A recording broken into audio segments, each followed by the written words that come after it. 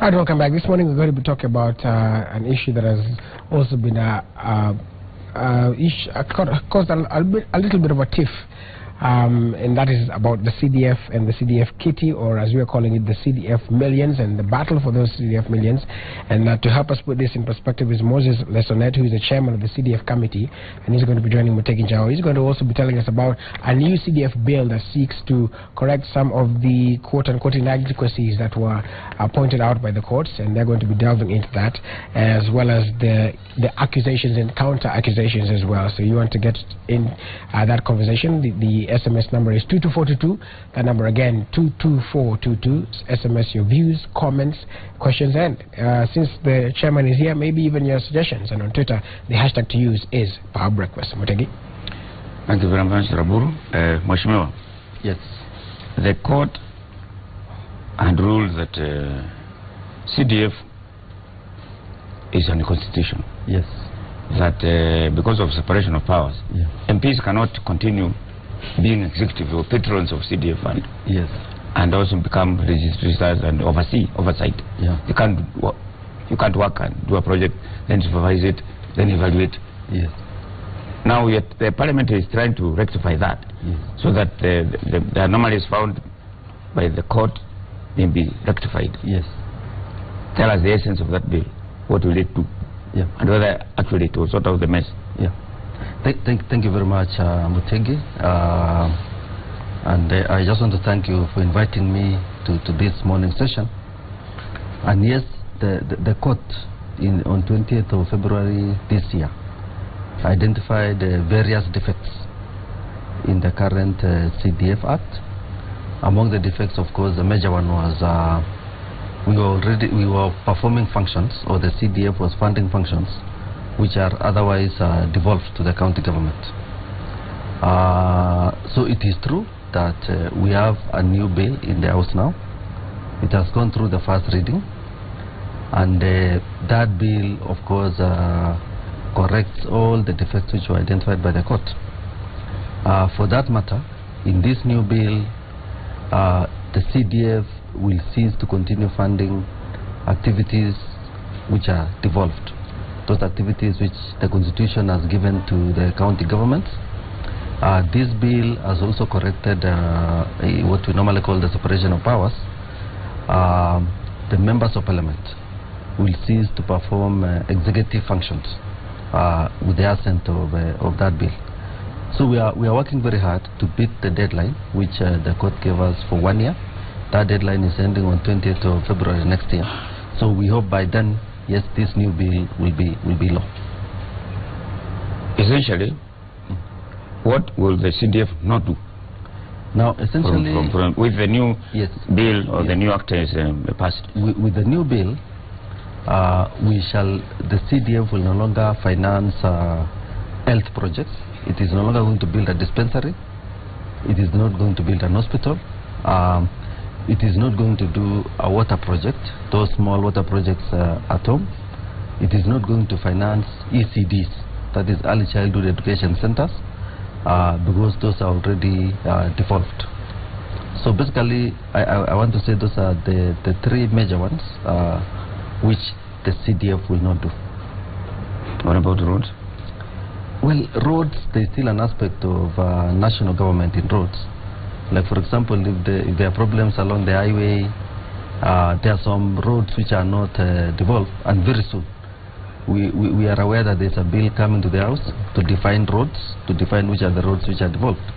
So once that definition comes in place, we shall only focus on those aspects of roads which are national government. So what will in the event the new bill is passed, what will CDF do? Now, yes, CDF, like even it is doing now, we shall focus all the monies on education. That is primary school, secondary school, tertiary colleges. We can even start a university. CDF will finance security. We should be able to build district headquarters. We should be able to accommodate administration police officers. We should be able to finance construction of a police station. So basically those are the two main activities of CDF. after it becomes law. But still the governors are not happy about that. I have not heard them personally. I have not heard them complain so far, and in fact, what I read this week, I thought some were excited that we shall now not collide in terms of what CDF and they are doing with the county funds. Why can't the CDF money be routed through governors? Why can't it go? Why? Yes, because constituencies are in counties. And constituencies also, Mutegi, they're in Kenya. The counties are in Kenya. They're in a country called Kenya, and for that matter, the Constitution has told us what national government can do. And of course, the Constitution has also told us any activity which we want the county government to perform on behalf of national government. Like for example, if we want county government to build a school, financed by national government but supervised by county government, the Constitution has given us room for such agreements. That through an agreement, yes, county governments can perform, can help national government administer projects at that level. So, but at the moment there is no such agreement between national government and county government for county government to do functions of national government. But very soon in the event there is such agreement, yes, I'm sure we shall support it. We have seen governors who about police vehicles. Yes. And yet police is not involved. Yes. And yet there is no agreement. And there is no agreement. Why is that so? Personally, my own personal opinion on that is when I see people investing on machinery, investing on motor vehicles, there must be a corruption element in it. And you know, Mutegi, that one way of making money very quickly over a very short time is buying vehicles.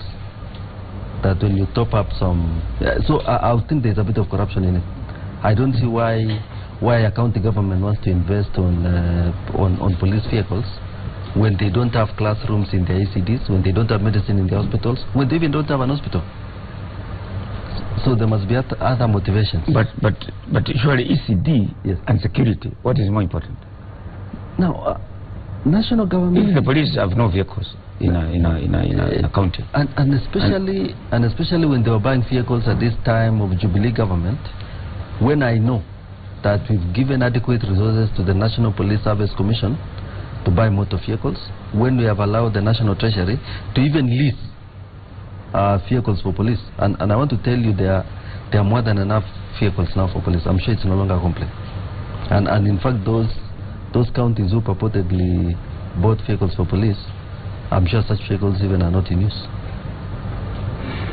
But you'll agree with me that although there has been devolved corruption through the county government, CDF has been completely, initially, it was completely misused.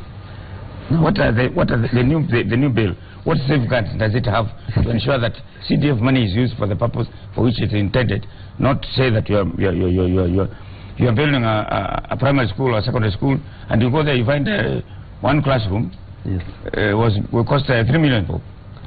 No, in fact, on average, Mutegi, our classrooms are costing 600,000 shillings on average at the moment, and that is basically within the larger Rift Valley, Central Kenya, Western Kenya, Nyanza.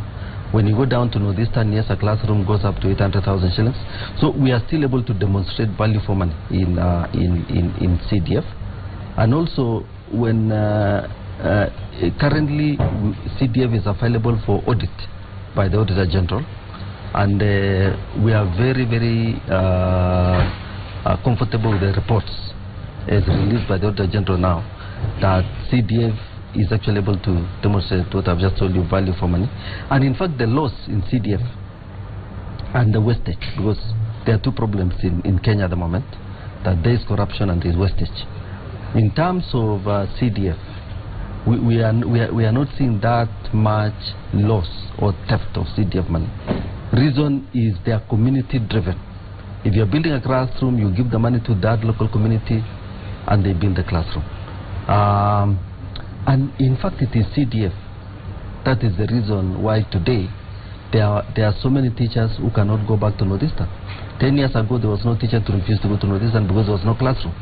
But courtesy of CDF, there are enough schools now in Northeastern until we have teachers who are refusing to go down to Northeastern. CDF is the only reason why when we sit here today, there is 100,000 shortage of teachers. There is no other reason. The reason is only one, CDF. So, yes. What is the continuation between the CDF and the governor? Or the county government?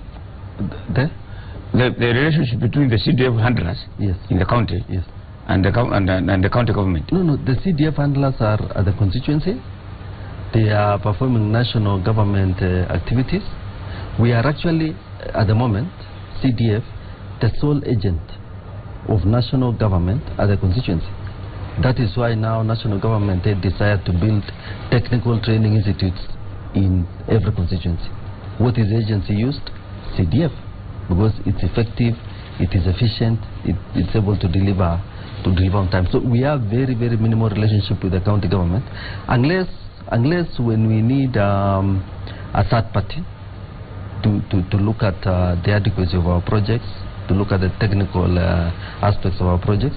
If we need those officers formally of public works, yes, once in a while, we on counties or cooperative, yes, we call upon the public works officers. You have mentioned schools that have no teachers. Yes. I remember an incident where I think somewhere in either Lakipion in Ruru, yes, where police stations were built by CDF money. Yes. But there are no policemen.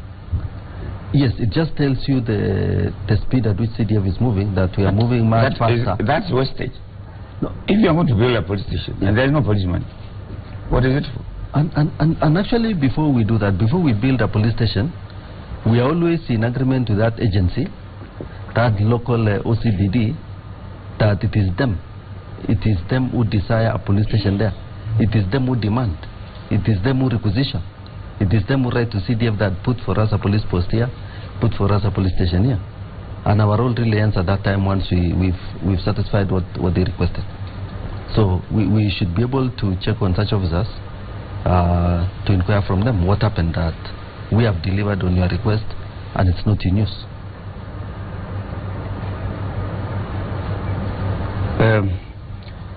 CDF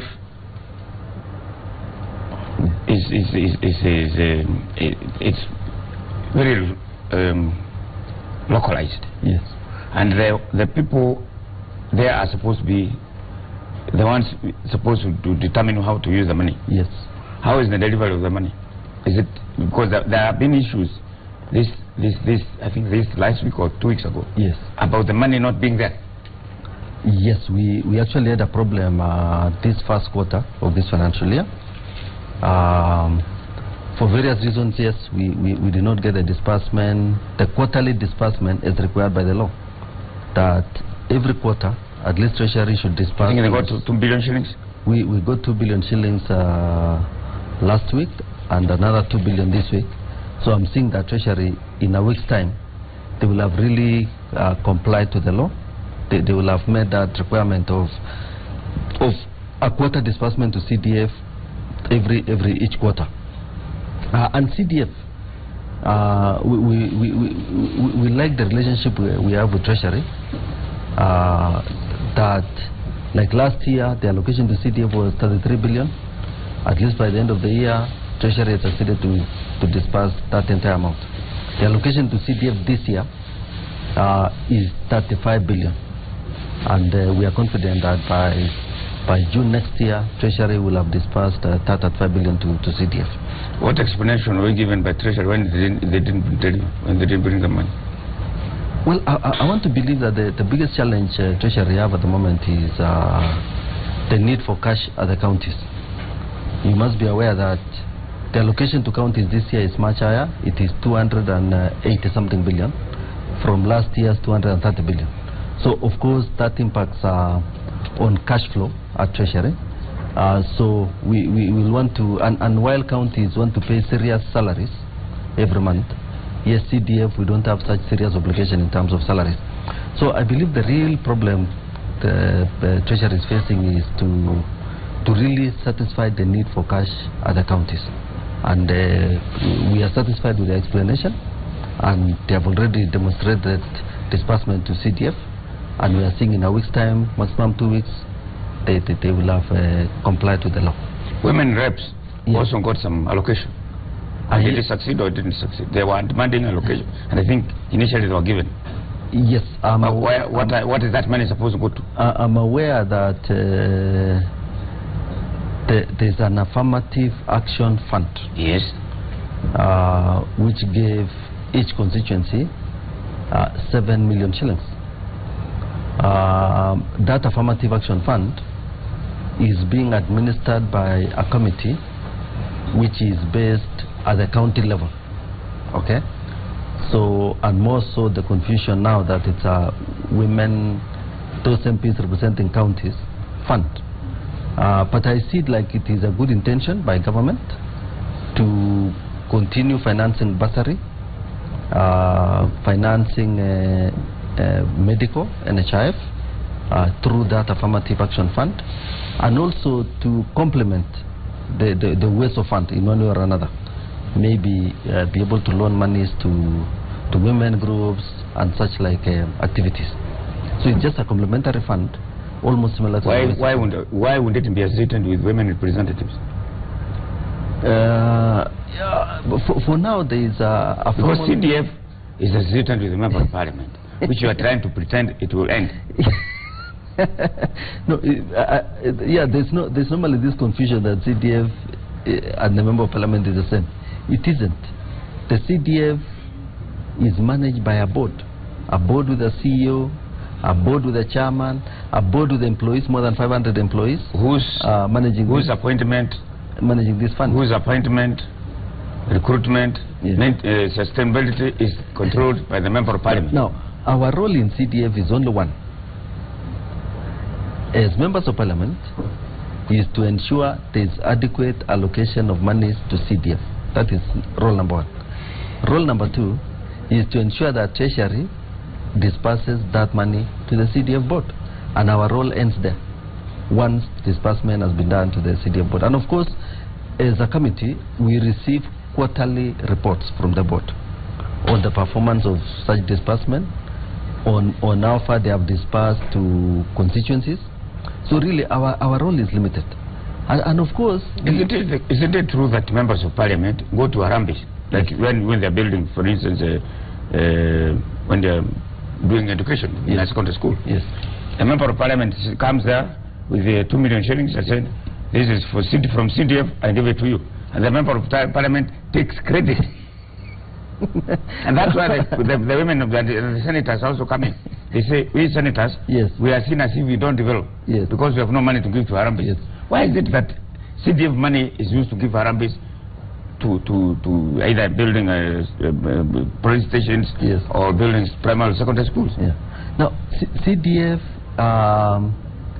doesn't give any money in Harambee, but I know that there are projects which are funded by CDF and we complement with Harambee. So in other words, what happens on that fundraising day, the CDF committee will of course be able to announce that as you fundraise, take note that there is this amount also from CDF for the same project.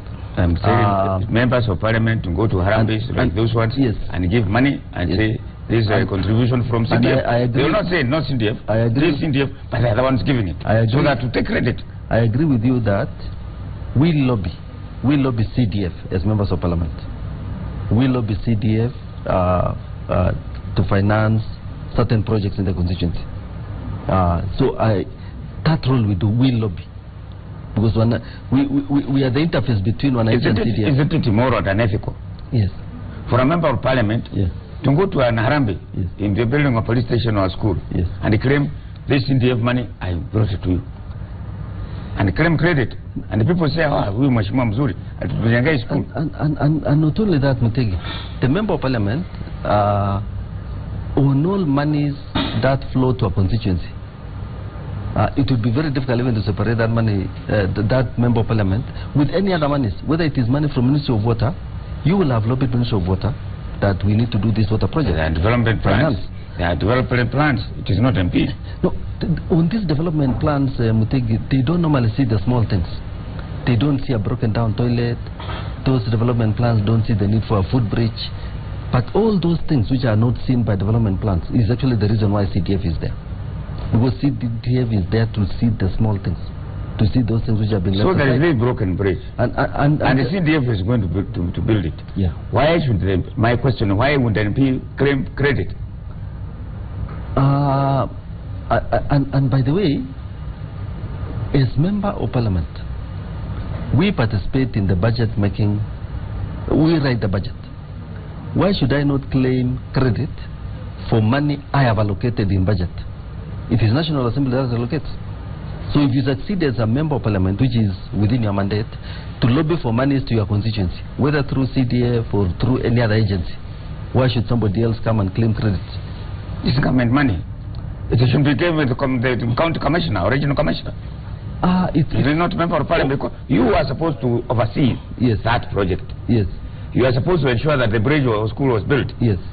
When you go and give money there and claim credit, and the money, the school is not built, and probably you might even go there and say you have given this money and return with it. And actually claiming credit. And you have no question of the asking about that bridge. Claiming credit will not stop that member of parliament from performing the oversight function, from criticizing such implementation, from pushing for timely implementation of that project. So the funding part, it will be different from the oversight. So, and I want to tell you, all projects in Kenya, there's no way you can separate them with National Assembly. We are the ones who write budget, we are the ones who allocate money, and of course we have earlier information than anybody else that we are financing 1 to 3 projects. The judge who made the ruling, yes, he saw that conflict of interest. Yes. He would like members of parliament to be completely far away from CDF. Yes. And so that they do the oversight. And we have done that. We have not, because as long as we are going to go to a school, yes, and they say this 2 million shillings from CDF, yes, and give a check, and sure. Give a check. Why does the member of parliament get the check or the cash? Other than the member of parliament saying it at that Harambe, it will in any case be public information in the sense that wananchi don't know. Wananchi wanasema mheshimiwa tumejenga daraja, tumejenga school, tumejenga police station. Yes, it will always be public information in the sense that when we are identifying projects to be funded by CDF, there's a lot of public hearing that takes place, and even after such projects have been approved by the board, it is public information at that stage. And of course, member of parliament is just sensitizing as part of oversight, sensitizing wananchi that this money is available in your area.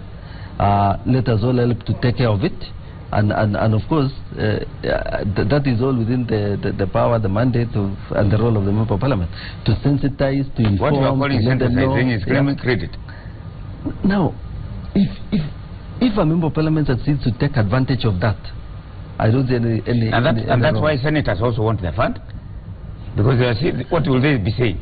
Now, senators, that's why women representatives also, even MCAs want representative. They want funds. I am happy I've attended functions where senators are present, and I really like the way they are profiling themselves, that they have succeeded to allocate counties 280 billion. They want to be associated with that money which has gone to counties. And of course you've seen them, and we helped them to form the County Development Board, which I know the court has also pronounced itself to it. So through that County Development Board, once we sort out the issues identified by the court, the senators will have a very, very good forum to be associated with that money going to the counties. Before we close, I'm obliged to ask you this question about the new motion being brought by Eden Kainan about members of parliament. Yes. Getting their wives and whatever diplomatic passports, yes, getting a university, getting special police to protect you. Yes. What is your view about that?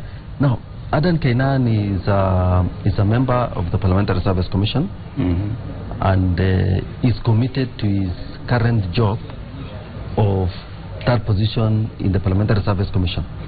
So I would really expect anybody in Parliamentary Service Commission, just like Sosion lobbies for teachers, Adan Kainan is really doing the right job for members of parliament.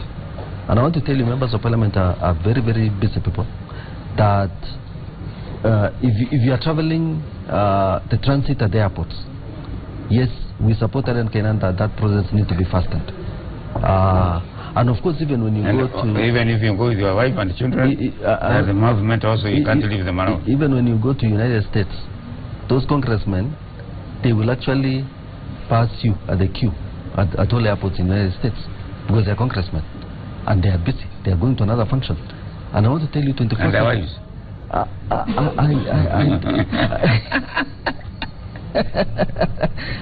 I don't think that is too much to demand from Kenyans that fast track. Who do MPs think they are? They are members of parliament. They are members of parliament. They represent you. They represent you. You want a special police to protect you? You want a university for yourselves? And yes, to do mentorship, especially when we get new members of parliament, we want to mentor them. And even Mutege, after you lose election, you need to go there for rehabilitation. You need to go to that university for rehab. Thank you very much. Thank you. I can see I'm being told there is no time. Thank you. But I think members of parliament must come down to earth and live with us. Yeah. We are there. We are there to represent you. We do a lot for Nigeria. Okay. Thank you. Thank you.